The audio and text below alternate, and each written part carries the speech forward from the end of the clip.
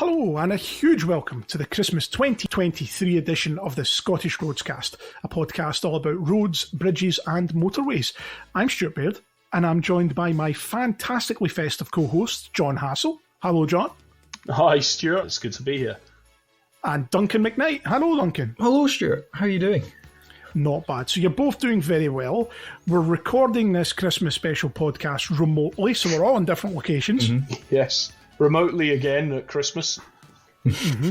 Hopefully the technology works well for us and doesn't let us all down. But we do have a very exciting Christmas special lined up for you this year, as we always do in December. Christmas music, Christmas sound effects, and two reasonably decent co-hosts here with me as well. Even Santa might make a cameo, we don't know. You never know. You never know. So, gents, tell me both then what we're going to be talking about this year. John, you first. What are you going to be talking about? Well, since it's Christmas, Stuart, it's the season to be jolly, but it's also the season for gritting. So I'm going to be talking about roads winter maintenance. So that is a very interesting topitic. And I'm sure you guys all have lots of questions for me about it, but I'll have some questions for you. So, good. Mm-hmm. And I'm sure the listeners will have lots of questions for you once you've given them this overview as well. That you might be asked back to do a follow-up. You never know. You never know. Never know. And Mr. Macknight, what are you going to be talking about this year? Well, we're going to be crossing the border this podcast because we're going to be discussing the M6 motorway south from Gretna. We've got a lot of information about it, so I thought for Christmas let's do something a bit different and let's talk about the M6. So we're going to be running down the M6 down through England, so hopefully we'll be quite interested. That is a lovely Christmas present actually, because we've never spoken about the M6 unless we've been speaking about the M74. Yeah, we've spoken a little bit, but this is going to be deep diving into the openings of all the different sections. So I'm looking forward to be amazed. Yeah. Okay, sounds good to me. And I know from the social media interactions we've had with people that there is a genuine affection for the northern sections of the M6. So I'm sure people will be pretty interested in what you've got to say. We will also have some time for some questions from some of the listeners. And then we're going to give you a wee preview about what we're going to be doing in 2024 and maybe a few thank yous to various people at the end. So I don't think we'll hang about any longer then. Mr. Macknight, you drew the short straw, so you're going first. Coming to me first. Oh, wow. Coming to you first, yes. Yeah. Absolutely. So tell us about the M6. The M6? Okay, let's get going. So the M6, longest UK motorway at 230 miles. It is the main link through the northwest of England, and it links up to Scotland. 75% of cross-border traffic uses the M6 and the M74, and it was built to replace the A6, the trunk road from England up to Scotland. And it's a key part of the motorway project, the big construction of the motorways way back in the 50s. So we're going to be talking about the M6 from Gretna down to Warrington. So that's junction 44 to 20. And that's basically goes as far as what is the M56. Because, if you go down the M74, you're going to go on to the M6. And, we do know that a lot of people have driven down the M6 in the olden days and even today. So we thought, why don't we discuss it? And also we've got a fair bit of booklets and things about the sections of the M6. Yeah. The archive has been pretty fortunate to acquire booklets for all these sections in the last couple of years. So, it makes sense to talk about. I should say as well, you said you're only doing it at Junction 44. Does that mean the poor Cumberland Gap section is getting missed out in this occasion? I'm so sorry. Junction 45, I meant, from Junction 45 at the end of the motorway all the way down. That's all right. We'll let you off with that before the listeners would be panicking there, because they'll be thinking, hang on, what about this last bit that got built that everybody loves to moan about? Yeah, it's a key bit. Yeah. We've got a lot of opening booklets, so we thought we'd speak about it. I need to give wee shout out to a chap called Jim Clark. He sent the Carlisle Bypass booklet over for us for scanning, and a Preston Bypass opening booklet as well. Thank you very much to him for getting that sent over. That was fantastic to read. And they're fantastic booklets. So I've had a look at least one of them properly, and they're brilliant. So thank you for that. Yeah, very well produced. Yeah, maybe not just as good with as the sort of a quality of some of the Scottish ones. I noticed they're a bit dry. They're quite technical booklets. Yeah. Whereas a lot of the Scottish ones we have are very much aimed at the public. Yes. They talk about the jolly journey of constructing. Yeah. A lot of paragraphs fantastic. about soils, Yes. which is Yes, always good fun to exactly. learn about. Anyway, And you should have given me a warning, Mr. Macknight, that this topic was coming up, and we could have renamed ourselves the English Roadscast for this the one English special Roadscast, Christmas. the UK Roadscast, And lose UK all our and listeners. Ireland, yeah, that's what we need to do. We'll go through another rebranding and become the UK Roads Archive at this My rate. goodness, yeah, that'll be the next step. Anyway, Mr. Just a McKnight, little- you continue with your M6. Yeah, just a little special here. So, a wee bit of background. So, the A6 was the trunk road that ran up to Scotland. It ran from Luton originally. It starts somewhere else now, up to Carlisle, and it is the fourth longest road in the UK. And it runs through Lancashire and Cumbria. And like these roads in the 50s, it was slow and it was congested. And it was the main link to Scotland. And it was mostly single carriageway. It does have a bit of dualling on it, but it's the northern bits is mostly 2 lanes. It passed through places such as Carlisle, Penrith, Kendal, Lancashire, and Preston with no real bypasses. There was little dual carriageway. There was lots of 3-lane sections of the road built in the 20s and 30s. And indeed, if you drive along the A6 south from Carlisle, you will drive along a lot of very wide sections of the road that used to be 3 lanes in each direction. Particularly up to the Shap summit, there was a lot of 3-lane sections, and this section was vulnerable to the weather, and it was often closed due to the snow. So you're starting to get a sort of quite a familiar picture of, we had this old-fashioned road, and with the growth in traffic, it wasn't really suitable anymore. So a special road bypassing the A6, and that was proposed in the mid to late 1930s. By Lancashire County Council. Now, so Lancashire County Council are around the Lancaster and Preston area. This was led by a chap called Sir James Drake, and he was keen to advance plans for bypasses. World War II kind of postponed a lot of these developments, but work began in the 50s at Preston. So a wee bit about James Drake. He was the county surveyor for Lancashire Council, and he was one of 200 civil engineers to visit Germany in 1937 and experience the construction of the autobahns in the late 1930s, because Germany was the second country in the world to have motorways. The first one was Italy. Funnily enough, the first Italian motorway is now part of the A9. So isn't that funny? It was written in the stars, Duncan. Is that? Yeah. And after James Drake had seen this, he returned to the UK and he published a road plan for Lancashire in 1949. And he pushed the Ministry of Transport hard for bypasses of the A6, particularly around Preston, Lancashire, all the bigger areas. And the result of this is, apart from Preston and Lancaster bypasses, it was all constructed as dual 3 lanes with hard shoulders, and it was all mostly finished up this end in 1971. Which is, compared to what we were doing in Scotland, we were getting going, but England was proper speeding ahead, but they had more traffic. Yeah, so they were almost finished. And I guess even at that time, there was a demand for traffic movements from north to south, heading towards Scotland, heading towards the northwest of England and beyond. So it's understandable that they would probably look to do that. Although we should point out that our upgrade of the A74 probably predated their upgrade of the A6 in the sense that from the dual carriageway point of view. That's one of the things. Yeah, we started dualing the A74 in the late 30s. And we just carried on with it in the 50s, whereas England were saying, no, we'll just start again from scratch. So that's why we kind of had dual carriageway A74, motorway M6. It's interesting. I suppose given the traffic projections they were getting, it obviously was justified for them to build it as dual 3-lane motorway all the way up. Although I seem to remember, Duncan, from some of my own research, was there not sections of the M6 dual 2 originally? Yes, there were indeed. Again, the Ministry of Transport were keen to construct new roads, but they weren't going to give all the money to Lancashire. So they said, well, we'll build it as dual 2 for the time being. But what they did on these dual 2-lane sections was build them with very wide central reservations. And so within 10 years, we had used the central reservation and built a 3rd lane in each direction. So they were future-proofing it, because they knew that dual 3-lane, that's probably what makes the motorway the most functional. So it's all thanks to basically Sir James Drake and the pushing of these guys.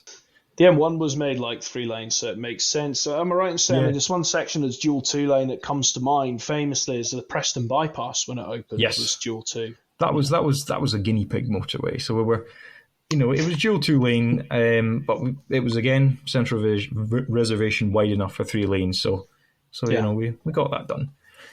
Right, so are you going to take us through the individual contracts then? Yes. And are you going to do it from north to south or south to north? We're going to go north to south. Okay. So we're going to come off the E74M and we're going to transfer onto the M6. So the first section that you go onto is actually the newest section of the M6. And this is Carlisle to Gretna, but it's known in the contract as Carlisle to Guards Mill. So this runs from junction 44 to junction 45. And Capita Simons and the Highways Agency were kind of involved with the design of this. And it was built by Carillion Construction. So what this was historically the A74 started in Carlisle and it ran ran north from there. And the A6 ended in Carlisle. So naturally, the M6 ended at what was junction 44. And following on from the Carlisle bypass, we dualled the A74 rather than building a motorway because we were already dualling the A74. So that's how that's come about. And this little bit of A74 from junction 45 to 44 was going to be upgraded in the 90s, but given the reorganisation in the 90s, which we've spoken about, it was delayed, but eventually came on, and it was opened on the 5th of December 2008. And this was known as the Cumberland Gap. And I believe that opening date was deliberate to coincide with the 50th anniversary of the completion of the Preston bypass. Yep, is that right? 50 years to the day Preston bypass opened. That bit opened. It's quite funny. I remember driving down to see it when it opened within a few days. Did you get an opening booklet? No, I didn't. Were there any produced for that section? I don't think for that section, no, because it was just widening what was there. Because the A74, I think it was dual 2 lanes with sort of small, hard shoulders, which in the booklet they say is motorway standard, but it was a bit lower spec than, say, the M74, so it was a wee bit 70s different. 70s motorway standard, maybe. Yeah. Yeah. Mm-hmm. Yeah, definitely. And I know they had some issues with the Mossband Viaduct as well, over the River Esk. River Esk.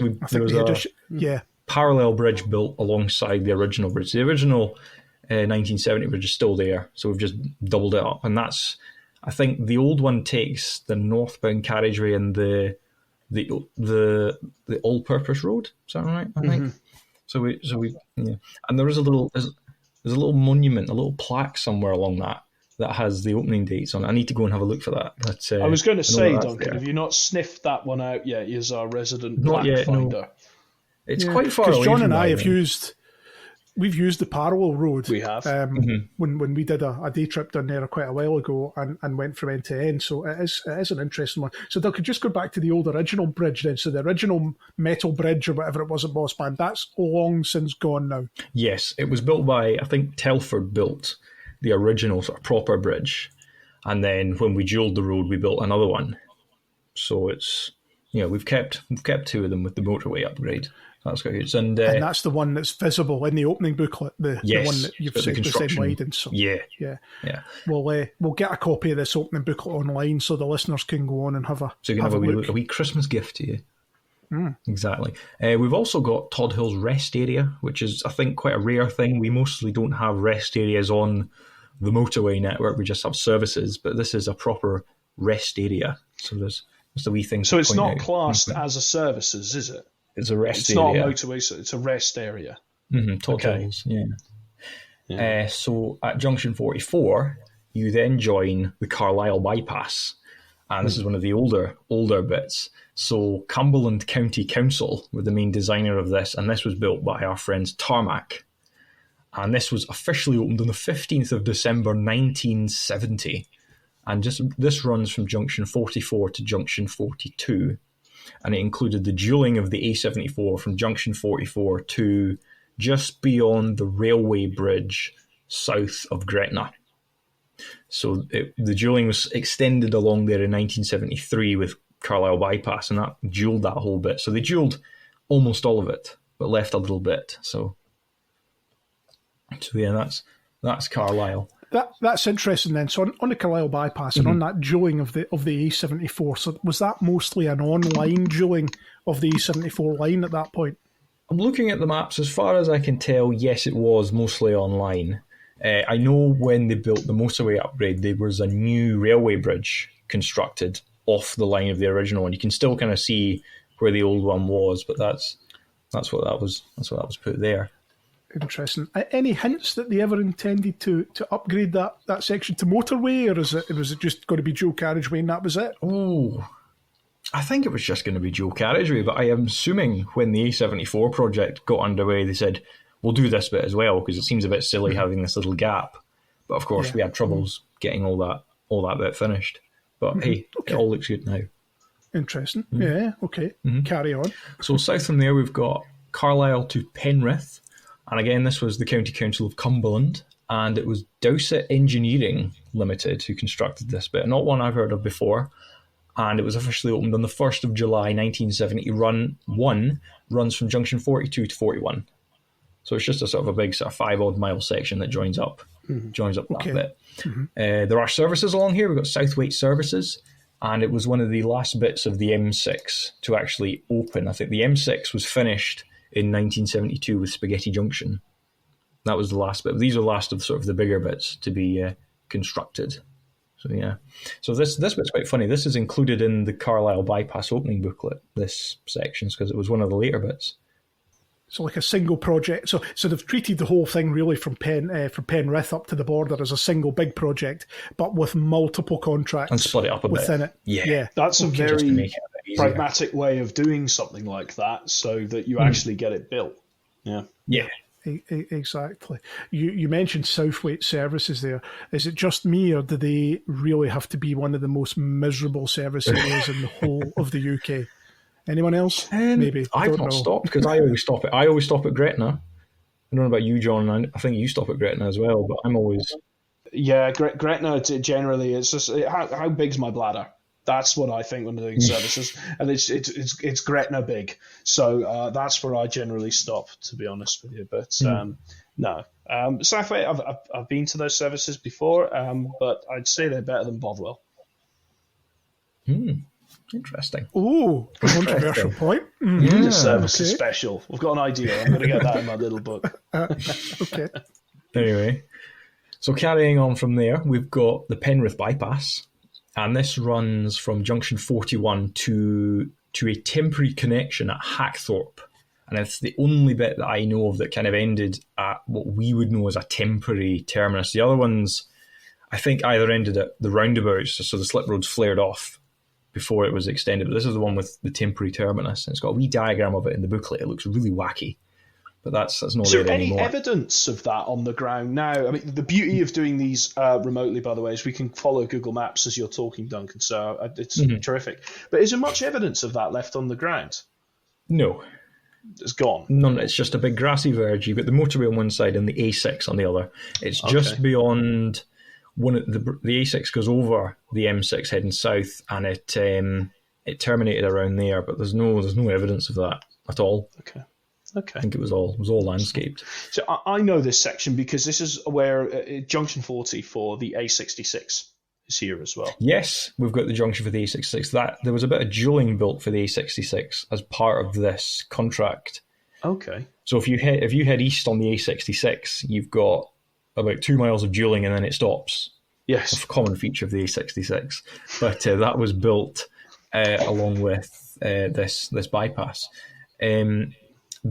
I have a small extract from the opening booklet, which should hopefully give us a bit more background details about this. So it was not until July 1962, when the traffic volumes had increased to 25,000 vehicles per day, that the Minister of Transport invited Cumberland County Council to carry out the survey of the route and the preparation of the final scheme. 14 different possible routes were considered before the chosen line was finally selected.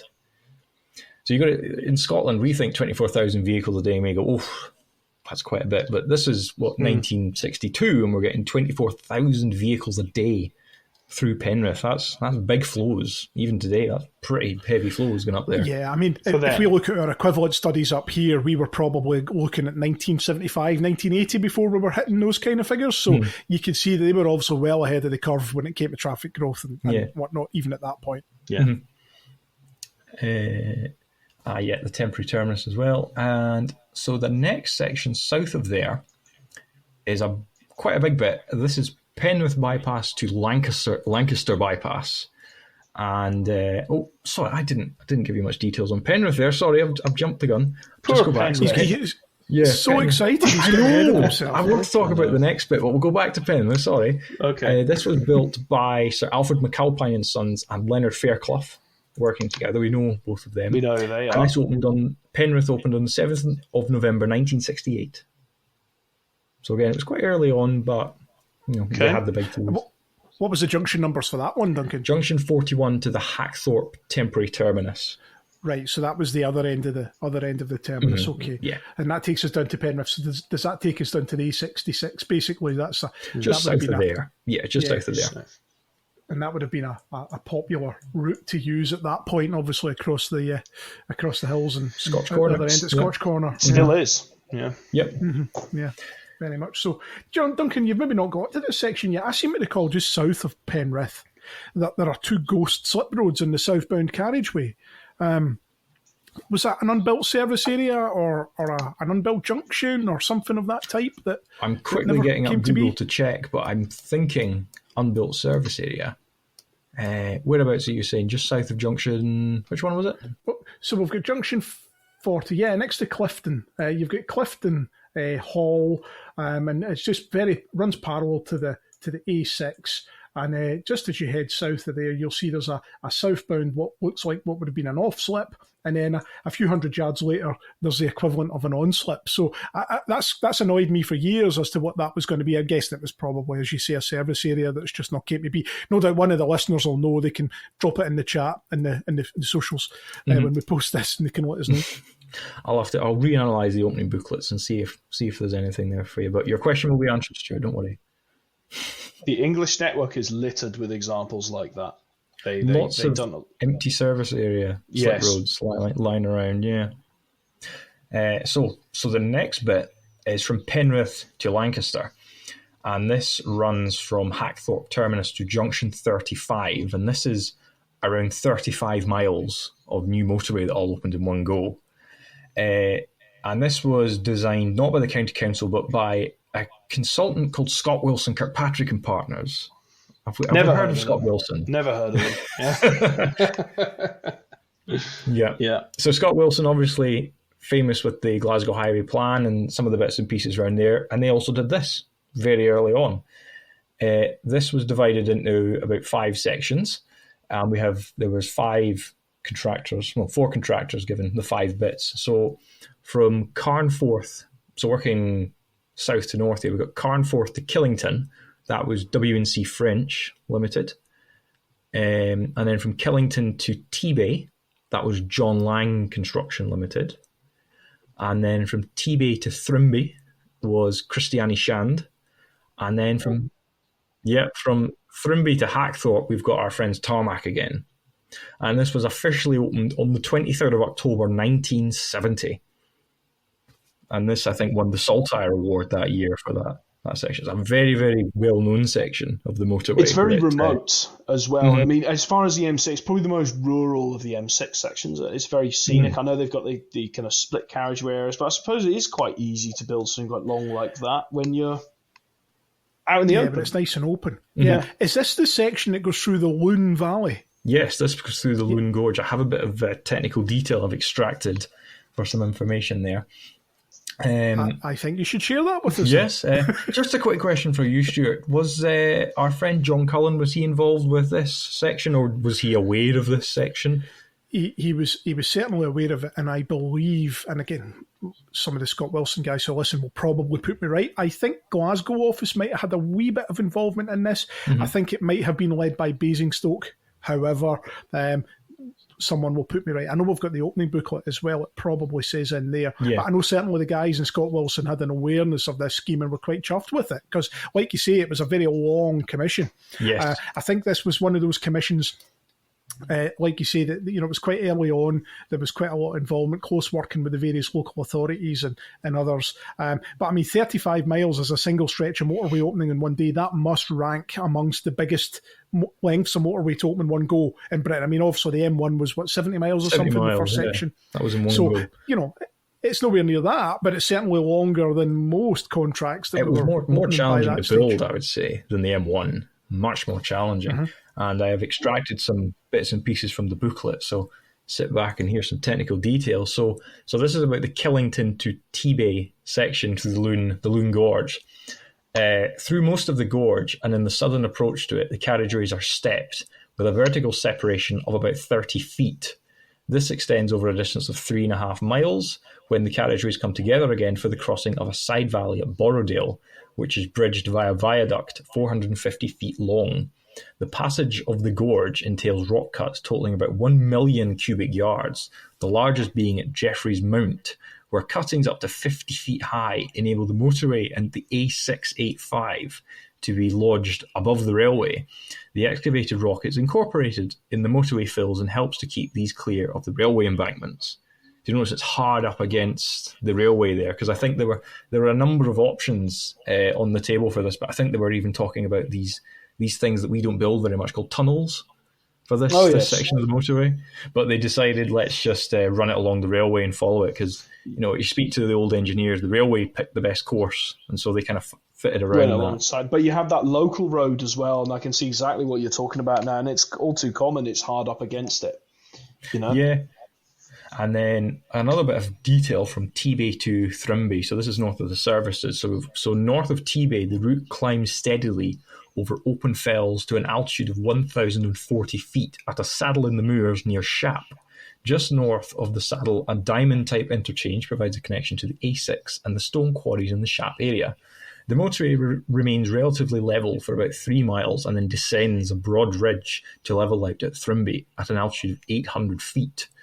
On the open fells north of Tebay, the carriageways separate up to a distance of 800 feet apart. This separation extends for 4 miles, and the northbound carriageway climbs at a steady 1 in 78 gradient for 3.5 miles, the southbound carriageway having a variable downhill grade. The carriageways I never realised that was so long. That's what section. I mean, it was long, but not that long. Yeah, 800 feet. Yeah, it's very impressive. The carriageways come together for the saddle and interchange, but separate again to the north, where in this case the southbound carriageway is climbing and is maintained at a constant grade of 2.19% for a distance of 1.5 miles. The high open ground on this section of the motorway is subject to severe snowdrifts, and the slopes of cuts and fills are flattened to provide a streamlined cross-section. Separated carriageways also facilitate snow clearance, and where the carriageways are brought together, a central reserve width of 30 feet is provided. So there you go. It's interesting because this is like sections of the Scottish network where historically they were very badly affected by snow and poor weather in the winter. But nowadays it's actually so rare that when it does happen, it's a big thing. Yes. Whereas that would have been a routine thing every winter, and even in the 70s, possibly even in the 80s. But nowadays, God, with the way climate change and whatnot's been affecting us, you just don't hear about these particular problems in these areas. It's the same as like thinking about like Beatock Summit on the A74, M74 now. It's a 1 in 10 year thing, if even that, It's weird. Interesting. It's weird. We'll cover more on winter later, though. So I don't want to take any of the thunder there, John. But, it's fine. It's fine. You're coming up to my favourite services. Yeah, we do have some services along here. We've got Tebay. We've got Killington services southbound and Burton and Kendal as well. So we've got 3 big services along here. I like Tebay. Tebay's quite good. It's overpriced, very busy, and overrated. But I really like Killington Lake. Killington Lake is a very, very nice services. Even if you're not buying anything, it's got a lovely view out there by the reservoir. It's only southbound, though, and it's not that well known about because a lot of people, you've got to go to Tebay and get ripped off. So they go there first. And then Killington is only It's that tickle you, sorry. It's not far away from Tebay, so it generally gets kind of forgotten about. Yeah. But yes. Sorry. Well, there is ample services along the M6, just to point out. There is services every sort of 20 or so miles, so there's plenty of places to stop.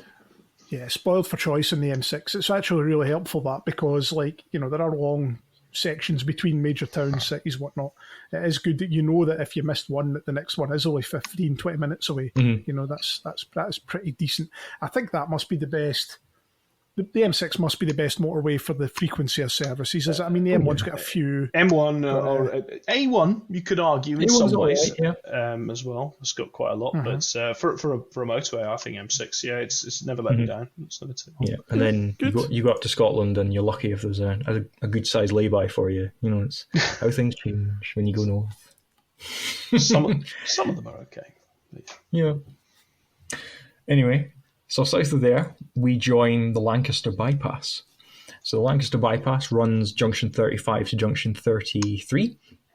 And we're now in the territory of Lancashire County Council. So we're now in with, who was led by Sir James Drake. We've spoken about him. And Lancaster bypass was built by Sir Lindsay Parkinson and Company Limited. And it was opened on the 11th of April 1960. And it was actually quite an old bit, this was, I think, top 10 early motorways in England was this section. And this was constructed as dual two lanes with a wide central reserve and discontinuous hard shoulders over the bridges. Now, the Ministry of Transport were keen to give the county money to build these roads, but they weren't going to give them all of it because they were maybe thinking they were over-exaggerating a wee bit. So he said, all right, we'll not give you money to do all the hard shoulders, but you can have your wide central reserve, which, of course, you're never going to use for a third lane. And 10 years later, we finally constructed a third lane. I know this bit because it's got the very, very long straight sections on it. Has it got it's a bit where there's all these overbridges and you can see them all lined up? Yep. So that's Lancaster bypass, isn't it? Yeah, in one of the opening booklets of the Lancashire sections, it says there are approximately 174 bridges over the motorway, but no two of them are identical. That's madness from a bridge maintenance point of view. That is crazy. I know, but it's quite exciting. What's your favourite bridge on the M6 at Lancashire? Let us know, because there's that one that's sort of big. There's a big chunky one that slopes down. There's one with the sort of the narrow pillars. There's so many. Stuart, pick. And this was, of course, is there not a yellow one? There's a yellow brick. Yeah, there's a yellow one. These were all painted in colours to make the motorway attractive and not boring. That was kind of the idea, because they thought, it's just quite straight. So we'll make the bridges quite funky and exciting. There are some iconic bridges along that stretch. Some of them have made even paintings and things as well recently. So yeah, pretty interesting. Even if they're all different, which is not great from a maintenance point of view, it certainly helps from an interest and aesthetic point of view. Yeah, I agree. Yeah. So again, it has discontinuous shoulders. Now, these were not hard shoulders. These were these soft verges that were constructed at the side of the motorway. So these were just kind of sandy stuff that was put at the side. And these didn't work very well because if big vehicles went into them, if they had issues, they would sink into the sand and they would be more difficult to get out. So I think later on in the 1960s, early 1970s, they paved the shoulders of Lancashire and they did Preston bypass as well because that had soft shoulders. There has been some work done recently in 2016 at the River Lune, the A683 around Lancaster. That was a new distributor road, I think, that was built and it terminated on near the M6. So they connected it onto the M6. They modified the junction and they built a great big bridge on the River Lune next to the motorway there. So you can see that as you're going along. And another wee sabry thing is that the northern end of the Lancaster bypass, it ended at junction 35, but it didn't end above the motorway. It sort of swung to the left and terminated on the A6 at a roundabout. And when the M6 was extended north in the 70s, this little orphaned bit of barely a mile of dual carriageway was numbered as the M6. So it was a little spur of the M6. And then a single carriageway section was built off this roundabout to Overkelt Quarries in 1987. And this was numbered as the A601M. And this was a single carriageway motorway, one of these rare things. John, you know about this nerdy shit, so tell us about it. Yes, I happen to know about nerdy things like that. And in fact, Yeah. Stuart, you might remember we drove on this single carriageway section. And I'm going to just nod and say yes, we we did. did, and you were quite underwhelmed by it, but it was true. It was a single carriageway motorway, which is very, very strange. So, Carnmouth Sparrow. Yeah. Duncan, do we have a photograph of this terminus or this junction in the archive? We do have a few pictures of it. I'm assuming these are John Cullen's pictures, or these are some of the Scott Wilson stuff that we've had, but we do have some pictures. Did I not watermark one of these recently for you in the last few days? It should be on social media, so you can have a wee look at that, about this early section of the M6. Yeah, the A601M, just to carry on, doesn't exist anymore. It was downgraded in 2018-19 because they wanted to redevelop along the single carriageway bit. I think they've got a new car dealership along there, so they removed the motorway restriction. So it's not a motorway anymore, but there's still some signs hanging about that say what it was. So there you go. Okay. Oh, yeah. So there's some people quite saddened by the loss of the Carnmouth Sparrow. I know. Right, so what's next? South of there, we've got Lancaster to Preston. And this was, again, Lancashire County Council, and it was built by Sir Alfred McAlpine and Sons and Leonard Fairclough again. So the two guys working together.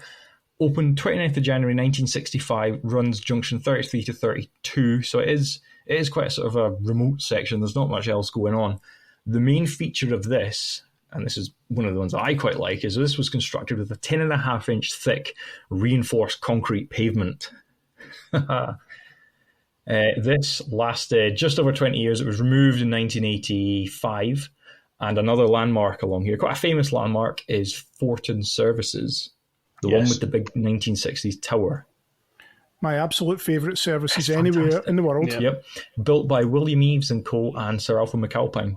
Built that as well. Isn't the tower called the Pennine Tower, or is that something different? I think it's Fortin, Pennine, it's whatever you want to call it. It was Pennine Tower, and was it not the Pennine Tower restaurant, which was at the top of it? You could go up to the top and you could have your lunch, your lobster and thermidor and all this stuff, and your champagne with views across the motorway. How fantastic would that have been? It would be sublime, Duncan, but why can't we do that now? Do you know why they don't redevelop it up there? I know the reason. Lobster thermidor is expensive, so they did eventually go down to more traditional service area food. And there was something to do with fire safety. So correct. The tower's not open anymore. But do you know why that tower's there in the first place, John? No. It was there because they couldn't advertise the location, the services, really. I think there was a rule about advertisement. So they said, well, we'll build this big tower. And so people will go, oh, what's that? And go in, rather than having all these signs saying, stop here and buy this, whatever. So I think it worked, because certainly as a kid, when I went by, I was like, oh, we got to stop there, that airport looking thing. Yeah. Mm-hmm. It is cool. I do like it. And this takes us on to Preston Bypass. Genesis, motorway Genesis. This is the first section of motorway to open in the UK. First section, junction 29 to junction 32, included a small section of the M55 that connected onto the A6, so it sort of kinked round at the top and ended in the A6, and that was extended in when they built the M55. It was constructed, again like Lancaster, with dual 2 lanes, with a wide central reserve for widening and discontinuous hard shoulders at the bridges. Designed by Lancashire County Council, and it was constructed by Tarmac. Built the first UK motorway. Fantastic. 5th of December 1958, officially opened to traffic. Now, again, it had soft shoulders, so these were hardened up in the late 60s, I think early 70s. They paved them all, so they work as shoulders. It was again widened to 3 lanes, but I think we had at the south end of the bypass, we had the M61 joining on, and then we had the road to Blackpool. So this bit in the middle round Preston was very busy. It was a very busy motorway. And there were a number of studies done in the late 90s about what can we do, because I think there was pretty awful congestion going round this, because it was still 3 lanes, but it was very, very overloaded with 3 lanes. I remember. And throughout the 90s, it was all widened. Between junction 30 and 32 was upgraded and rebuilt to dual 4 lanes. So it's a new motorway, basically. The old one's gone, and we built this more modern section. Completed around October 1995, the widening. So that's basically, you drive along there. It doesn't look like it did in 1958, but it's interesting. There's a big plaque at junction 31 with the River Ribble Bridge. There's a big plaque underneath the bridge there. It's well worth seeing. It's across for the Shell petrol station and the wee services that are off the motorway, isn't it? Mm-hmm. Yeah, and there's a little plaque BP, there. can't remember. Yeah, there's a little plaque there when the bypass turned 50, and there's one of these blue heritage ones, I think, or engineering ones for James Drake as well. So there's about 4 plaques in that area. So it's worth a wee visit. Nice one. Yeah, definitely worth stopping at if you're coming back up the road or down the way. Yeah, the bypass opened in 1958. It famously closed about 6 weeks later in January 59 due to frost damage. I think the water got in and cracked the surface, or it did something to the top layer, so they took the decision to close it. Well publicised in the press at that time that we've opened this motorway, we've closed it again. But it's an interesting one. And also another little feature of this is there is one surviving overbridge over the motorway just south of the M61 interchange at Brindle Road. There was one original 1958 overbridge. It's original because the hard shoulders don't fit under it. And it's about 60 odd years old now, but it's still there at Brindle Road. I want to see this. I'm looking for it now. It's very, very 50s. It's very, very 50s if you look at it. Oh, fantastic. Just south of the 61 interchange. Oh, terrific. But it's good to know. Still there. Because I know it changed all recognition when it was upgraded in the 90s. Yeah. But John, do you remember much about the old bypass, or do you remember the widening works when you were on your travels? Very young. It must have happened. I don't know when it was. I certainly wasn't driving at the time. It was about 95 when they did it. Well, I remember my dad lamenting it being particularly bad at this section, and then saying at one point late in the 90s or the early noughties when we went down there, thank goodness they've sorted this out. But it's still actually very busy to this day. The Preston Bypass, even at Dual 4, is very busy. It's had those concrete-style gantries on it as well. I remember it had similar to what we had on like the M73, M74. Yep. Yeah, they did. So last section that we're going to be talking about, then our sort of knowledge runs out, is Preston to Thelwall. So this was the last bit. This runs from junction 29 to junction 20, and that's basically where the M56 around the Liverpool area crosses over the motorway. This included Thelwall Viaduct, and this was designed by Lancashire County Council. Sir Alfred McAlpine and Sons built the motorway. Thelwall was built by Leonard Fairclough. And there's another big one called Garthurst, and that's A. Monk and Co. built that one. And this was opened on the 29th of July, 1963. Big opening event. There's some pictures and a wee bit of video, I think, online of the opening event. There was a lot of publicity about this. So the main feature of this is the Thelwall Viaduct. And it goes over the river, and I think it goes over the canal. It's a huge viaduct, this. Manchester Ship Canal, yeah. Yeah. So I've taken a wee extract about some detail about it. So the bridge at Thelwall was the largest bridge then constructed on a British motorway. It carries the M6 over the Manchester Ship Canal and the River Mersey. It is 4,417 foot long, which is around 1.3 kilometres, has 36 spans and rises to a height of 93 feet above the canal. So it's this big, big structure. Now, it was constructed like the rest bits with dual 3 lanes, with no hard shoulder, and by I think the 1980s and the 90s there was again severe congestion on it because north of the viaduct is the M62 and south of the viaduct is the M56. So you can imagine there was a lot of cross traffic going along there, and there was pretty horrific congestion. And there was, again, a lot of studies done, but the decision was taken to widen the M6 to dual 4 lanes between the M62 and the M56. And this basically involved a parallel viaduct built alongside the original one by AMEC Civil Engineering. And this was completed around December 1996. I don't know if you guys remember any of that. Again, remember that. I do remember that. Yeah, definitely remember that one, yeah. Mm-hmm. I know that was a very big scheme. I know they had some technical issues with it after opening as well, with bearings crushing and things. That I think a bit of work had to be done. I remember it was one of the first schemes, Duncan, just to mention about, it was one of the first schemes that used average speed cameras in roadworks. Was it really? Interesting. I didn't know that. Okay. That's interesting, yeah. Bearing failure, I think the old viaduct, when all the work was finished, the bearing failed or something happened. So the decision was taken to, again, put roadworks on the M6 and remove and replace a lot of the bearings. Again, this caused pretty horrific congestion as well, but it's there now, so... It's an impressive section of motorway, that the whole thing between the M56 all the way up really to the M55. There's so many things going on. M65, M55, all these junction types. You see it all, really, don't you? In that stretch, very busy. Yeah. One to avoid at peak times if you can help it, particularly on busy summer weekends. I find. Yeah. Absolutely. Last wee bit. Sorry, Preston to Thelwell. We've got services at Charnock Richard services. Do we like Charnock Richard? I've stopped there a few times. It's all right. Yeah, it's all right. I was once on a work visit with a group of guys, and somebody had too much alcohol on the bus, and there was a big pile of Jaffa cake boxes stacked high in this display in Charnock Richard, and he fell into it, and the whole lot fell right over. So we very quickly abandoned our visit to Charnock Richard and carried on with the journey. Just to clarify, I wasn't the colleague Stuart. I was going to ask, was that John? No, John doesn't know the colleague that we're discussing, however, but we'll leave it there. It's fine. Right. That's as far as our knowledge goes. It's also as far as our opening booklets go. Beyond there, we've got a little bit about Birmingham, but we don't own much else. I don't know if there's much else produced, but we've got most of the north bit.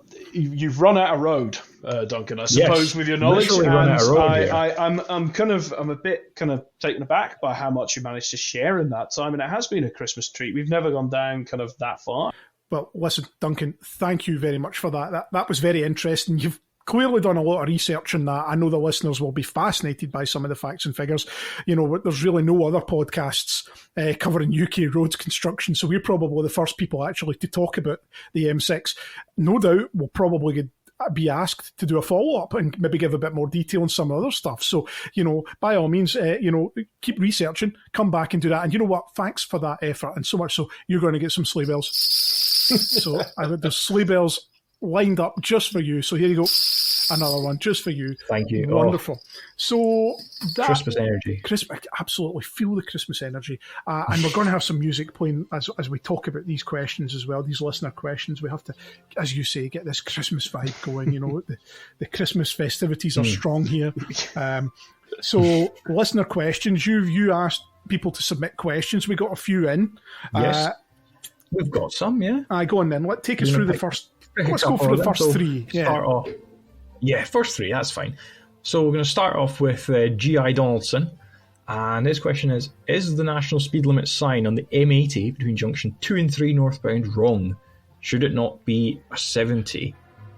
John, I'm going to give this to you because you know about signs and things. Do I? Oh, fantastic. No, the M80 on that section is 50 mile an hour limit. I don't think that the sign is wrong in any section there. The one of the reasons... But it's more, should it be 70 miles an hour at the end of that? Rather than, why is it national speed limit instead of the 70? Oh, it's just... Yeah, so the M80 has got NSL roundels rather than 70s, which are usually visible on Scottish motorways. I think it probably comes down to the fact, I wonder if the design team based in England. For that particular section was based elsewhere in the UK or even Ireland, and they've just assumed, it's NSL, the same as England, not realising we use 70s traditionally. I see what the question is saying now. No, that is a thing in Scotland. It is strange. You see these 70 roundels, but it is just an exception for the rule with Scotland. I think, Stuart, probably your hypothesis on why it's come about with maybe people not being familiar with that and went, well, we'll put in NSLs and that's just the way it is. But it means the same thing. I mean, you're on a motorway. When you get to that national speed limit, you're following the national speed limit. It doesn't make anything different. It's just a quirk, to be honest. A bit of a boring answer to a great question. Legal And am I right in saying, John, and you'll know better than me on this one, Queensferry Crossing, does it have national speed limit roundels as well instead of 70s? I think it does, doesn't certainly, I think I've seen them on the overhead gantries used on those things, but no. Are you not seeing the signs on the A90 section south of the Queensferry crossing? That's the special road section. That bit, and you can't use NSLs on special roads. You've got to use the 70 because it might mean something. Oh, you have to use the 70s on the special roads. Otherwise, it could technically mean, and this is according to somebody else, if you put a national speed limit sign on special road, it could mean that there is no speed limit at all. Because a special road that isn't a motorway has some strange rules according to that. But we have raised more questions than we someone have will come in and be like, "Oh no, it's because of this." Yeah. We're going to have a speed limit podcast. Yeah. I know people get very excited about that sort of thing, but I'm ready for the next question if you've got more. All right. Yeah. So, Grazy55, do you think they should have made the Queensferry crossing 3 lanes? Absolutely. Yes. There is a phenomenon that goes on at the bridge, okay, where everybody just seems to slow down at the fact that it is a bridge. And I think some of the arguments made is if you made it three lanes, it'd just be another lane for people to slow down on. But to me, it's you would have a kind of a continuation of that 3-lane capacity that you currently have south of the bridge. You'd have that going over, and it would make sense. It seems like an awful lot of money to spend, and a lot of time spent, and a lot of disruption during that period. And your net gain is a hard shoulder and some windproofing. So no, it should have been 3 lanes. It was going to be 3 lanes under previous proposals, but we know the setting forth studies from the 90s and 90s. They were going to have much more capacity heading south towards the bridge, and I think going north as well. But this was cut back when the Queensferry crossing discussions were going on. I think Edinburgh objected to it considerably. They didn't want any more traffic going into Edinburgh, so they said we'll keep it as 2 lanes. When the Queensferry crossing serves Edinburgh and West Lothian and East Lothian and connects to the city bypass and connects to the M8 and the M9 and the A1. So it's Edinburgh haven't read the room with that. It's a funny argument. The Queensferry crossing is a strategic crossing and connection. It's not just a local road expressway to Edinburgh. I think before with the Forth Road Bridge and before the M9 spur was completed, certainly people would be naturally channeled towards Edinburgh. But since the spur came along, it changed that completely. And I'm sorry, but we missed a trick there. It should really have been 3 lanes. Yeah, and likewise, if the Barton bypass had gone ahead as well, that would have helped even more to prevent that situation. Because people then would have gone, they wouldn't have gone all the way through to Cramond. Exactly. But yeah, this is something I am interested in because I have spent many hours of my life sitting at that Queensferry crossing, queuing up to cross over. Yeah, and I did look at the traffic flows heading south across the bridge after the bridge, where the A90 splits off and then it becomes the M90 heading towards Newbridge and things. The majority of the traffic is heading down to Newbridge. It's not going to Edinburgh. The solution is easy without adding a third lane. Is that the Forth Road Bridge itself is reopened to traffic that purely is for local journeys or taking the A90, and the Queensferry is just used for traffic heading to the spur and to the strategic network. You separate the traffic out. You're not adding that extra lane, which was obviously a condition of the planning for that new bridge. But there you go. It's like that. It's just the connections at the south of the Forth Road Bridge that kind of quash that a little bit, because it's slip roads at the south side, and you have to go through Queensferry, where at the north you come off the roundabout. You would need to rejig quite a bit to do it, but it's doable. Yeah. So yes, it should have been 3 lanes. That was an easy question. More like that. We'll probably have another discussion about that another time, but yeah. There you go. So our last question here for the time being is from John Andershaw, and A726 extension to Paisley, ? So I don't know much about the A726, so I'm hoping you guys will be able to help out with that. This is probably one for me then. So A726 extension to Paisley, well, there is no proposal to extend the A726 to Paisley. I presume this gentleman is referring to the Glasgow Southern Orbital route being extended round to Paisley from where it ends at the minute on the M77. So historically, as part of the highway plan for Glasgow, and even pre-highway plan for Glasgow, there were proposals for the C Ring Road, which would have extended a dual carriageway class road all the way to Paisley along the corridor of the A726. That would have connected with the M73, or what became the M73. Those plans were later superseded by the Greater Glasgow Transportation Study that proposed a Paisley to Hamilton to Cumbernauld motorway. That was in an all-new corridor away from the A726. They obviously didn't go ahead. GSO, Glasgow Southern Orbital, then came along as a sort of an Eaglesham bypass later on, but that's the end of it as far as we know. There's no proposals to do anything more. I believe Renfrewshire Council and East Renfrewshire Council may have proposals to improve the road network heading into Barrhead from the M77 up at Maidenhill, straightening out some of the bends and things as it swings past the reservoirs. Yeah. That's a city deal thing, but as far as I know, that is it. How do you pronounce this, Stuart? It's Ayres Road? Ayres? Is it Ayres Road, I think? Yeah, there's a job to do that. In the scheme that Glasgow doesn't have an orbital motorway, it's unusual to other cities. If any new big road was going to be built around Glasgow, it'd probably be quite a likely candidate, considering they don't really want to build roads in the town anymore.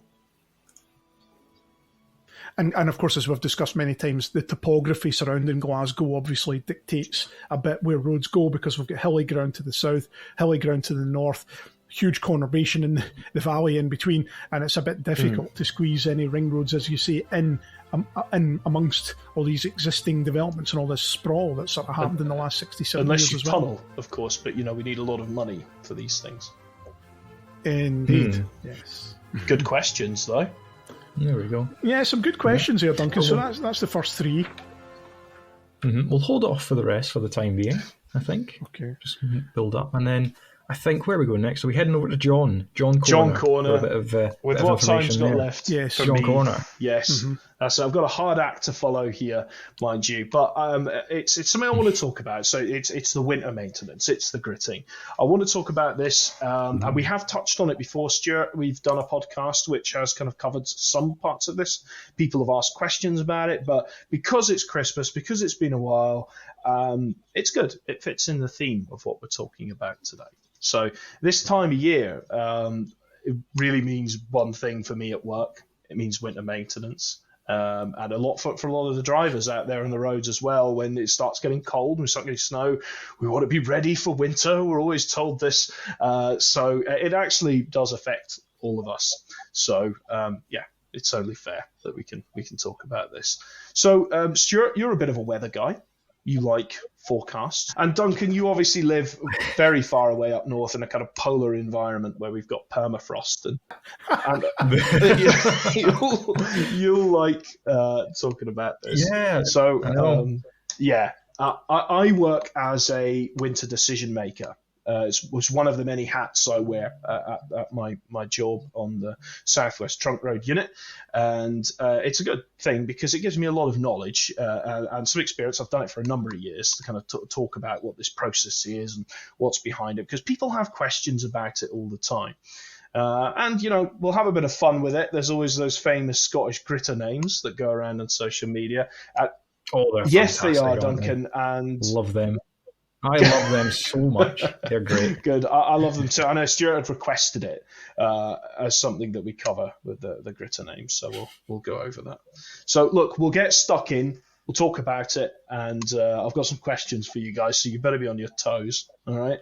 So the winter fleet. So I'm talking about trunk roads here. It has a total of 240 gritters across Scotland, and they cover about 42 different depots in the trunk road network between Baird, really in the kind of the north and the southeast, and Amy in the southwest and the northeast, along with some other companies on the DBFO contracts like the Aberdeen Bypass and Autolink, which we were talking about before the call, as well as an instant response vehicles, and includes enhanced patrol provision around parts of the network as well. So big operation, a lot of vehicles involved in this, a lot of people. The winter service season actually runs all the way from October to May. Didn't know if you guys knew that. Oh, I didn't know that. All the way to May. I thought it would be finished around March, but all the way to May. I have seen snow in May, guys. I am from the northeast. I have seen weather get pretty cold at that time of year. It's not common, but it can happen. So it has to cover this period of October to May that we're doing that.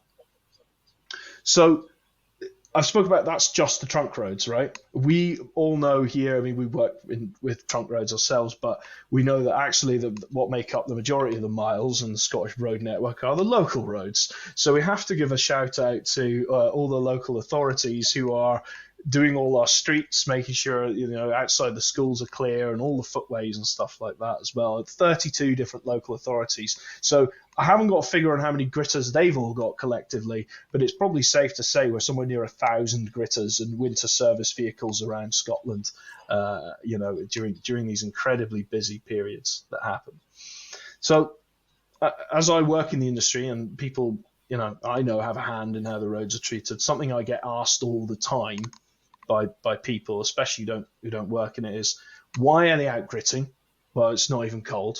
I'm not going to go into a huge amount of detail here, but how do I arrive at the decisions? As a winter decision maker, do I decide when I'm going to treat the roads, how much I'm going to treat them with, and what times? Now, we obviously follow a matrix. All this information is available online if people want to go in and look into the operating contract of Amy in the southwest or Baird in the northwest. But basically, we go out and we start treating roads when it goes down to plus 1 degrees on the surface. There is, again, based on how cold it's going to be, is how much treatment we're going to put out on it. And that information we get from weather stations. So we've got weather stations all over the trunk road network. You might see these little things. We'll kind of maybe what a weather station looks like with a little kind of wind gauge on it. And they've got all kinds of quite fancy doohickeys associated with them, like road surface temperatures and cameras and stuff like that. And they're dotted around to give us a picture of actually what's happening out there. And this information is actually given to a forecaster who builds up our forecast over the course of the day, puts it together and says, right, the M74 is going to be really cold at 2 a.m, so you better come up with something to do. And I want to say something here as well. We treat roads based on road surface temperature, not air temperature. So if you get in your car and it's saying 4 degrees, it's often about, give or take, 2 or 3 degrees lower for road surface temperature, whatever you see in the car. That's why your car makes that dinging noise when it goes below 4. Well, my car does. I'm not sure about yours, guys, but it goes ding. I think most cars do now, don't they? Because it's getting cold on that road surface. So we treat on road surface temperature. Okay. So if any of those road surface temperatures start to drop below or 1 degree plus 1 and below, we start treating them.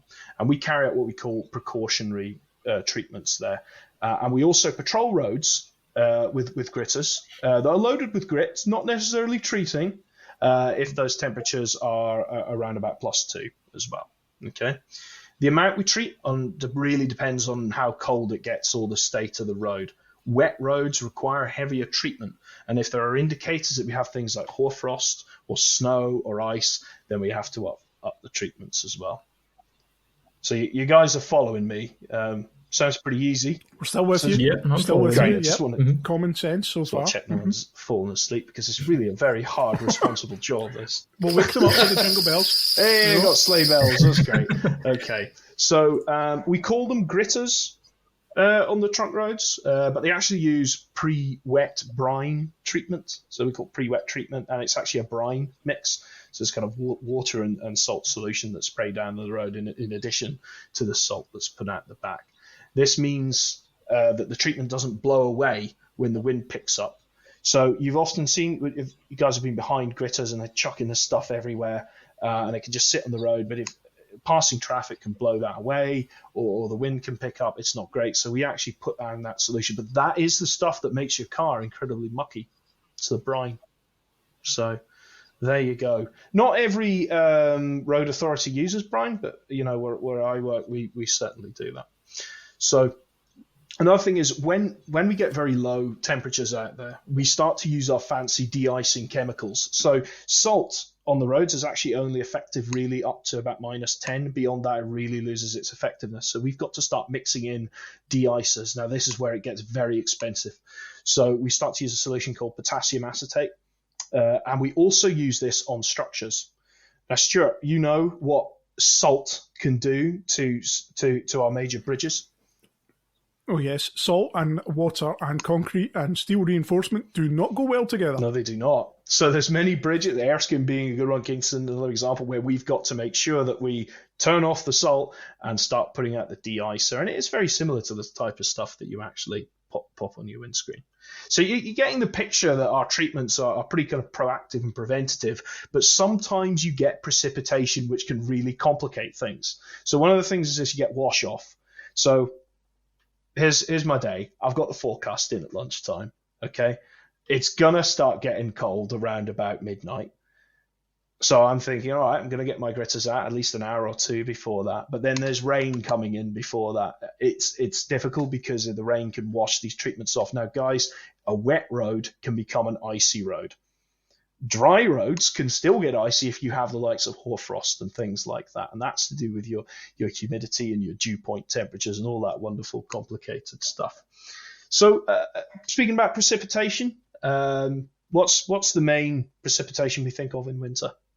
Snow, there it is. I haven't got sleigh bells, but there you go. Snow, you get sleet and things like that.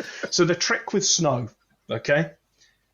Get a treatment down before you get the snow, and it creates what's called a debonding layer on that. And you need cars to run this debonding layer and make it work. So you need the cars to kind of run on top of it. Now, in my experience, it never happens because the snow loves to come down at 3 and 4 in the morning, and it all comes down, and then you've got to get the plows down to try and clear it with these things. Now, there have been some spectacular snow events in Scotland, at least 2 big ones in my memory. One was the winter of 2010, which was really bad. You know, a lot of people were kind of stranded on the roads, and the sheer amount, what really happened there was just the sheer amount of snow that came down at that time and hit in peak traffic. So traffic was in congestion, not moving. The snow was just coming down. It couldn't get running, and it just kept coming and coming and coming and coming.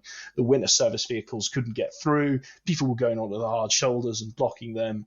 And you know, if to look at it as a case study of these sorts of things, that is really honestly some of the worst case scenarios that you can get. There was, of course, in 2017 into 2018, we had the continental air mass that came from the east, which was then known as the beast from the east, which we got a lot of snow coming with that one as well. So there you go. Stuart, you know lots about air masses and how air moves around in these things. Full of hot air, as always. But indeed. Was the 2010 winter, was that a continental sort of thing that came from the east that gave us that hard time? From memory, you're testing my memory now. I believe much of 2010 actually came from the north and northeast. At that point, so it was more like Arctic air masses than continental. The continental air masses, like those, like the beast from the east, for example, if you get that in November, it will be nowhere as potent as it would be come March, because the continents obviously had time to cool down, particularly Siberia through Russia. If you get one of these huge high pressure cells where air is going in a clockwise direction around it, and it then suddenly floods all this air in from the east across this really cold continent, it will be really cold. But early winter cold snaps tend to come from the north and the northeast. Yeah. Occasionally the northwest. You'll get showers from the northwest, but they're mostly sleet rather than snow, unless the conditions are just right. Thank you very much, Stuart Fish, for that wonderful. I know you like your weather, so I had to let you know. But no, that's fine. So, guys, little fact for you: did you know that all rain actually falls as snow in the upper atmosphere? It starts to snow. Well, here we go. Oh, well, actually, no, it generally does. It does. It starts to snow, and then it obviously turns into rain as it gets lower to the ground. However, do any of you guys know what freezing rain is? Is that not Canadian? It happens in Canada a lot, and it causes havoc, actually. But do you know what it is? No, I think you best give us your scientific description of it. Duncan, you never heard of freezing rain, I assume. What? It's probably a very technical word. It's not. For It's quite the simple, nastiest thing that can ever happen in terms of precipitation. Is where you get that cold air where it falls as snow and then it melts as it goes through the warm air. The cold air is always near the ground and the water becomes super cooled. What happens is when that rain, which is super cooled, hits the ground, what does it do? It turns everything to glass. It freezes on impact and just makes instant black ice. This is rare in the UK. You'll know it's happened because you go out and you'll see your car is like an ice cube. It's almost like a completely clear, colourless sort of ice on it, and there's just the black ice that you get on it. Very difficult to treat. There have been occasions where critters have come off the road when you get freezing rain. It can be quite localised in some areas, but nasty, nasty stuff. And Stuart said about what happens in Canada, brings down power lines. It causes devastation on kind of interstates and motorways, when that comes along, because it's just so slippery, and salting and that doesn't really work on it because it just freezes right over the top of it. So there you go. Do you know how many routes, guys? Another question for you. How many routes we treat in the Southwest unit? How many gritters we could have out at once? Oh, that must be quite a few, is it? Maybe 20? 27. More than that, maybe? 27 we have. So, that's what we've got there. So that is really all I want to say about the winter maintenance side of it. I just want to take a chance to kind of thank not only my colleagues who I know and have to work in these things, but everyone involved in the process across the nation, working in control rooms and the guys out doing the footways and everything, because operational or otherwise, everyone involved in this process is giving up their time during the night and over the festive period to deliver this to keep the roads safe and to keep things going. And myself included will be working over Christmas and New Year while you guys are tucking into your Boxing Day trimmings. So yeah. Should have been a bridge engineer. Well, there you go. But I didn't study hard enough for that. Yeah. So that's a step. So guys, do you think it is quite important, this, because if we have to shut the M74 or the A1 or the A9 in particular, it causes havoc. Yes, causes havoc. So it is quite an important thing. But it's good. Thank you for telling me about that, because it is just one of these things that just kind of happens over winter, and everyone sees the gritters, and then by May they're all gone. Yeah. So it's interesting to see this is what they're actually doing. No, it is. And the journey starts at 6 a.m. every morning with checking the forecast, getting everything ready. And as I said, there's a lot of vehicles involved in it. And even when it's not the winter period, we're getting all the vehicles ready. We're training the drivers on the new routes. Somebody said to me the other day at work, he said to me about Amy, he said, we're just a winter maintenance company doing other road things, meaning that he's saying we're so important. What we do is winter at the very core of it. Winter's really, really important. So that's it. But talking about weather and Christmas, who here wants to put a bet on if it's going to be a white Christmas? What do you think, Stuart? Most Christmases in the UK are technically classified as white Christmases because only one flake of snow needs to fall on a Met Office monitoring site for that to be the case. However, widespread snow events at Christmas in the UK are very rare, and I think since 2010 there have only been 2 where there has been more than 50% of the UK landmass has had lying snow. Statistically, you're more likely to get snow in March than you are at Christmas as well, particularly with the climate changing around us, as we mentioned a bit earlier. So Thank you, Stuart, for that very dry, scientific and humbug answer. But there you go. It's probably not going to be a white Christmas, so don't get your hopes. I did look at the long range, and it doesn't look like it. The forecast at the moment, and we're recording this on the 17th, right. So Christmas is still over a week away, and it's looking a bit borderline at the minute. The Friday's getting cold, but then by the time the Monday rolls around for Christmas Day, the temperatures are going back up, I see, so... We'll see. Exactly. So maybe not this year. Right. Mm-hmm. I know I've only got a few minutes left in the segment. Stuart's got some really important news to talk about, but we're going to have a bit of fun. All right. Scottish Gritters. Do we need the sleigh bells for that? Yes. So many sleigh bell mentions I'm getting here. It's great. So Scottish Gritters, they are all named, and this is a big thing on social media. Yes, they are. I think. God, I wish you could see my face. My face right now. It's brilliant. Yeah. That is exactly why we're doing this, because we know that he's gone green like the Grinch. This, all these funny names. Do you know they were initially named by school children in local schools? They were doing it, but Yay! There we go. But guess what? It wasn't just the preserve of children after the pandemic, because they opened it up to everyone online, meaning that much wider audience could get in on the fun.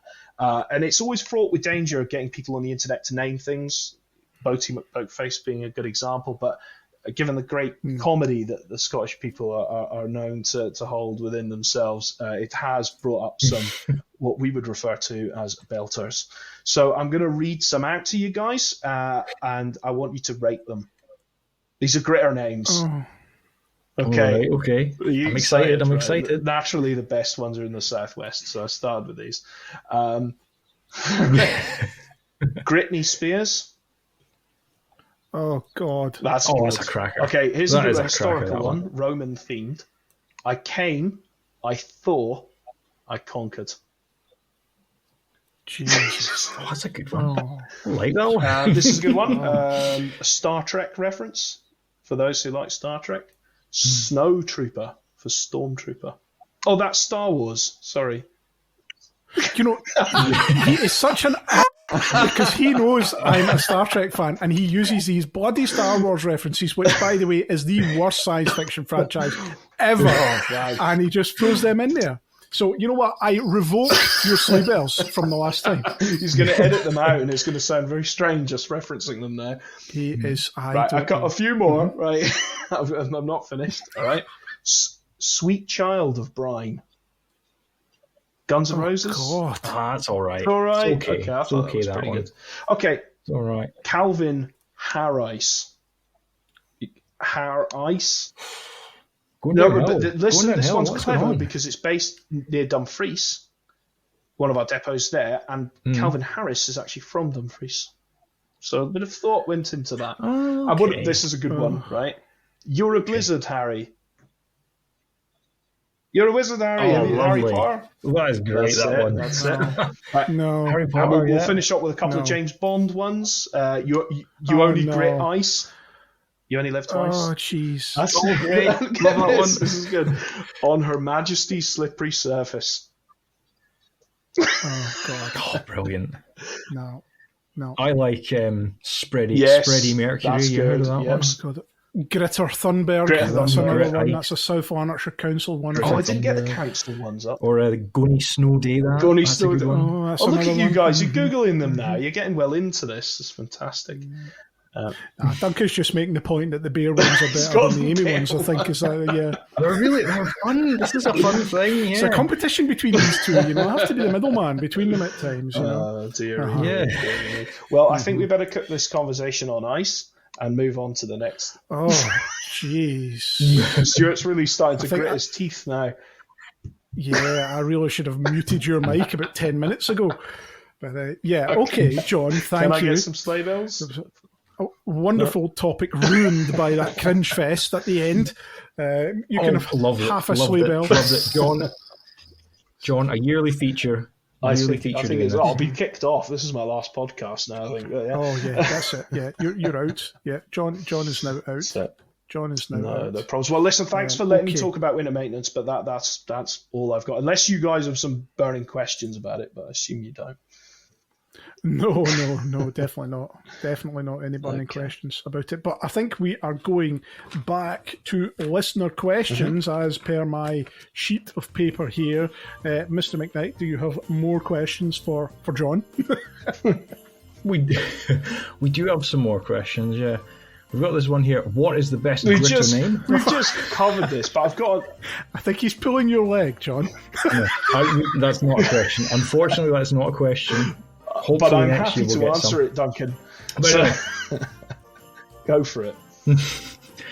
Anyway, this one here from Chris Kajawa, and he says, I've been unfortunate enough this year to make use of the Edinburgh City bypass. Chris, I'm very sorry about that. Given the chance, what would you do to improve the traffic flow on it?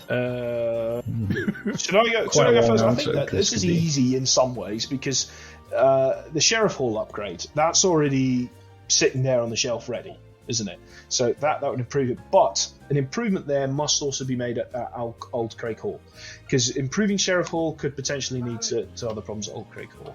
But the problem is capacity, particularly between Hermiston, Drakehorn, and Lothianburn. So it's a case of really widening these areas.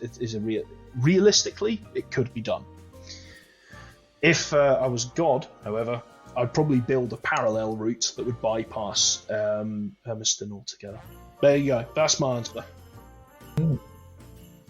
Yeah, you could widen it, add a lane each side, but there are tricky bits on it. Waterleaf at Baberton Bridge yep. at Hermiston Gate, that would be a challenge. There's a bit near the Water of Leith, like just beyond there, where there's like a retaining wall on top of a retaining wall. Yeah. So there's yes, at Baberton. You've got the aqueduct as well, so it would be difficult. Plus, you've got to keep the traffic going while you're widening it. So, always tricky. That would be an expensive prospect, I think, for the bypass. But I don't really know what else they can really do other than consider widening, unless there's a significant reduction in the amount of traffic using it. I think, given most of its strategic traffic, avoiding Edinburgh, it's difficult to try and sort of cut those numbers, too much. Although probably not helped by the amount of sprawl that's going on around the south of Edinburgh as well. That's encouraging a lot. There's a lot going on around that traffic. Bypass. Mm-hmm. It suffers from M25 syndrome. It's too convenient. Too many junctions, too convenient. As John Cullen used to say, we don't build motorways at costs of hundreds of millions of pounds so that no one will use them. So it's it's that old point again. We don't build a road and hope that no one's going to use it. We tend to build them in places where we need roads because people need to get about, and that's kind of what we've done here. I think sometimes we forget that. Absolutely.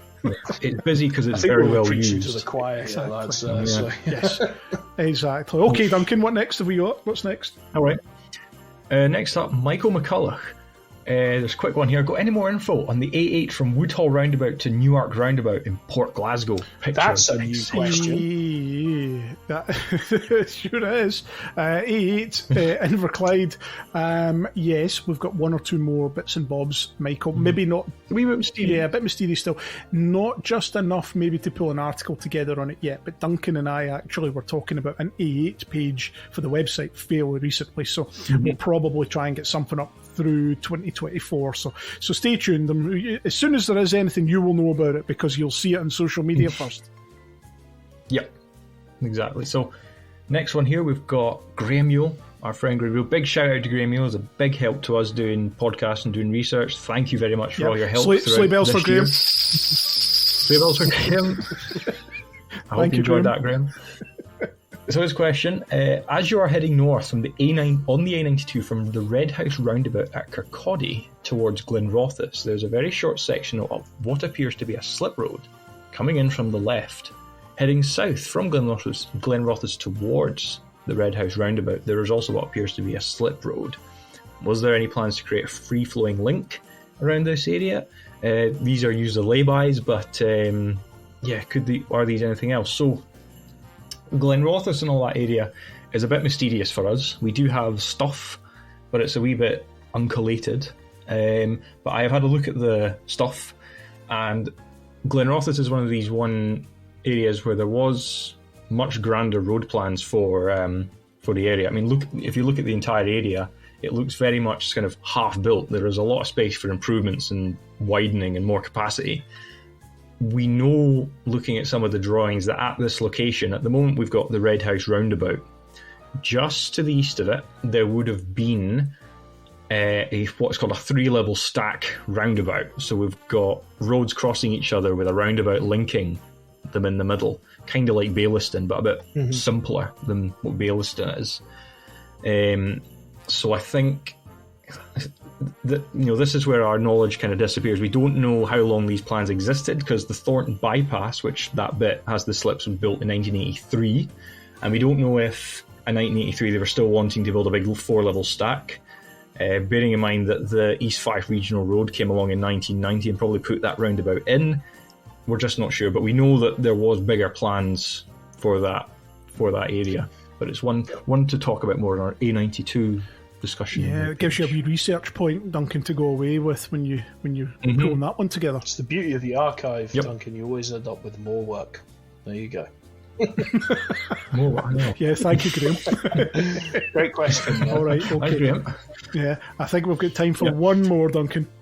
We have one more question. Andrew Ronald has sent a question. Wildlife Bridge. There are a couple in the AWPR, but are there many across Scotland? And are they monitored to see how well they are used? So the one on the Aberdeen bypass, the AWPR, is just north of that roundabout at Clean Hill. Oh, yes. You notice it's not really a road, it connects forestry, and that's an environmental structure basically. It's not going to have tarmac on it, it's going to be sort of grass to encourage wildlife over the road.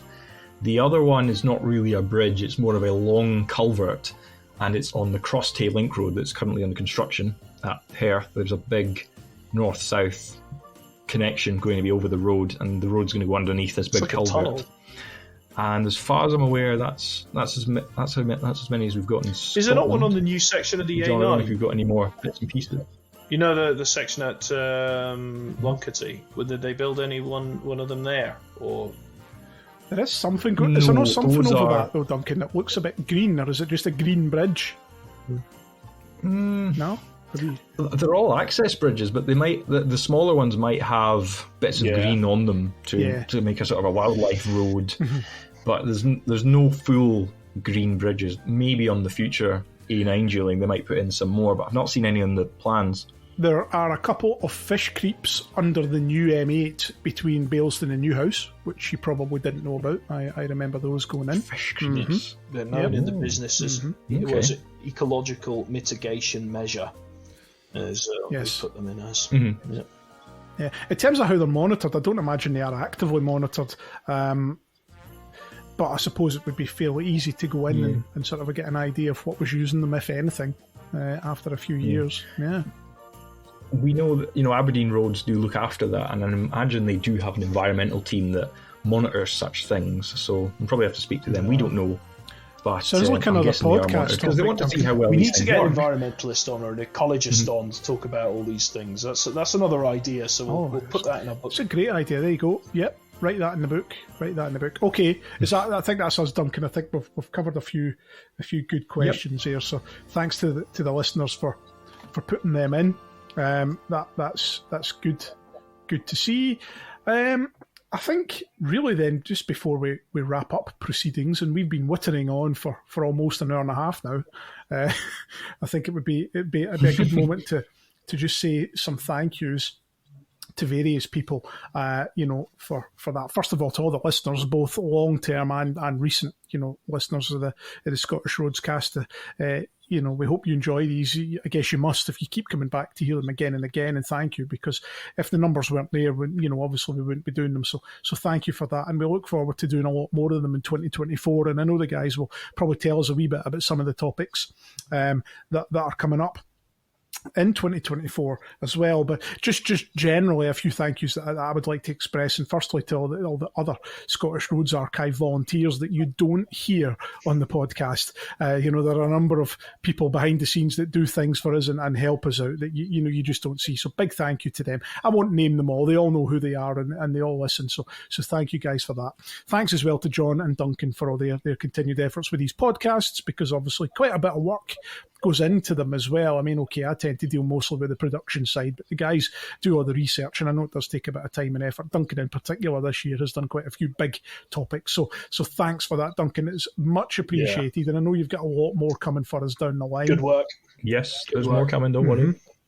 In terms of individuals that I did want to thank, in particular to Barry Old, who's a long-term sort of a supporter of what was the Glasgow Motorway Archive and now the Scottish Motorway Archive. Barry worked on the M8 Renfrew bypass, and he's been in touch again recently. So Barry, hope you're doing okay, and thank you. Ronnie Land and Robin Brown, Duncan, your contacts, ex-Babty Sean Morton chaps who've been very helpful with a lot of their information as well. Yep. So definite thanks to them as well. And of course there are a few others. And again, I won't name them all individually, but thank you. You know who you are. We really appreciate it. In terms of organisations that I just wanted to give a thanks to, Historic Environment Scotland, obviously a key partner of ours, working with the Lane collection and some of the images and things that we're helping them deal with their huge roads collection. So thanks to Andrew and the team there who have been really, really good with us. We've got That a was dog me barking barking. there. It's fine. Was that you, John? Occasionally I do Okay, that. getting I've seen excited. a cat. I That's couldn't help myself. We'll give it some sleigh bells. That's good. That's good. Transport Scotland as well, another organisation we have to say thanks to. They've also been working very closely with us, and in terms of the records and archives that they have, and we're helping them, they're helping us.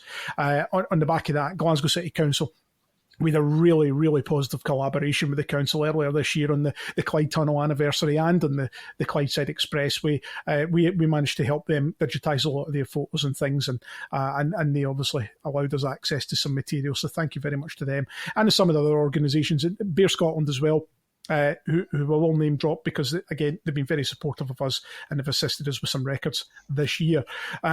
The special shout-out goes to the CIHT in Scotland, the Chartered Institute of Highways and Transportation, who are now, actually supporting the Scottish Roads Archive and through that, the Scottish Roadscast. So big thanks to them. And, of course, our sponsors, yes, John, who we must not forget. So Andy Carruthers and the team and Gail and others down at Eastford Excavations, based down in Forth, civil engineer contractor. Brilliant guys. Thank you very much to them. And thank you to Nigel and the team at Highway Barrier Solutions for all the support they've given us and sort of the fantastic kit and so on that we've been able to get from that. Those guys have helped enormously with some of the resources that we can now put out here and continue doing these podcasts as well. Yeah, and the final thanks that I have lined up, John, and I think this is probably an important one, is to the literally hundreds of people that we have spoken to this year at presentations, who have groups that have invited us along to speak to them. The Advanced Motorists, Old Glasgow Club. Old Glasgow Club, fantastic groups that are on the go, and they invite us along to talk, and we do a variety of topics and things. Always very well received. Everyone's always very kind, always listens intently to what we're saying. So thank you to all of them as well. Absolutely. We got to mention we were at the Road Expo, and it was lovely to meet some people there too. We did the industry event, which was the first time, SEC. and I was always a bit sceptical about this. Stuart, I've got to hand it to you. It did go very well from what my impressions were. A lot of connections made, a lot of new material passed, and a few other things. And you know what? Thanks to anybody as well who's actually picked up any of our merchandise this year. So in terms of the booklets, the calendars, they have been hugely successful. And I have some feedback on behalf. I think of people of the calendars. We do need to produce more of these next year because I think we've got a hardcore following now, Stuart, of people who buy calendars every year, and now we've got even more people who want more. So we're going to have to make a million. I think. I know. Can you imagine? Can you imagine the logistics of getting them all posted out? And I hope everybody did get them nice and in good condition. I know you would have let us know if you didn't. So thank you very much for that. All of the proceeds from all of those things we have put out this year has obviously meant we can continue to go online. Even this software that we are using to host this remote podcast is paid for by those contributions. So thank you very much for that. It's not cheap running an archive. It's several £100s a month. You would be surprised at the costs that are actually involved in keeping something like this going, and particularly when we get even podcasts, subscriptions and things. Especially when we get no formal funding from anyone. We are self-funded, so and the sponsors obviously help that. So thank you very much. I'm wittering again, John, so I'm going to come back to you, and Duncan, you can tell us a bit about what's coming up next year for the Scottish Roads Archive, and also, more crucially, for the listeners for the Scottish Roadscast. Yeah, Duncan, I'll go first. I'll talk about the what's coming up for Roadscast podcast listeners and stuff. We've got some more in the A90 coming next year. We've got the AWPR, which we're going to kind of double in on and have a chat about that. There's a really big anniversary coming up next year, so we're going to be talking about the fourth. Yeah, there's some bridge, isn't it? It's some bridge, exactly. Forth Road Bridge, so we're going to talk about that. We've also got Kyle Skew as well, so quite good. I would love to get a podcast out to talk about Scotland's new towns and some of the roads in there. You reminded me when you spoke about Glen Rothes, so there's loads of potential. It's going to be a busy year for podcasts and those things there. But Duncan, you could tell us about some of the great events. You've got a finger on the pulse with these more than I do these days. Yeah. Hoping to get another podcast out for a road down southwest called the A75. Yes. We've had a lot of information from that. And hoping to do one as well on the A92 and the Tay Bridge. It's one of these ones we've never spoken really much about that, but it's good to get that ticked off. And I'm also hoping to revisit the Glasgow Inner Ring Road. It's been a long time since we spoke about that, and I don't think we've ever really discussed that as a single project. And given we're kind of just about to close the door on the articles for that, because the South and East Flanks page is finally imminent on the website, it just seems sensible to sort of talk about it again now that everything's online and just close that one. Because we either talk about the section that's open or the section that's never built, but never together. Yeah, never as one. Exactly, yeah. No, absolutely. Any other big events coming up in the next year? We're, of course, going to be doing our circuit of talks. Yep, and we'll be back to the Bridgeton Bus Garage at least 2 or 3 times in the summer the year and in the autumn as well. Yeah, so we'll have that. I don't think there's many other events planned at the moment. If that changes, we'll obviously let you know through the social media and whatnot. It's always great when people come and say hello, when people come up and say, "Oh, I know that voice." I listen to the podcast, and it's like, oh, they know who we are before. It's always great to meet the fans and do the autographs and everything. Absolutely. Yeah. Autographs, yeah, very good. Very good. Duncan, any final records-related archive points you want to make before we close this one out?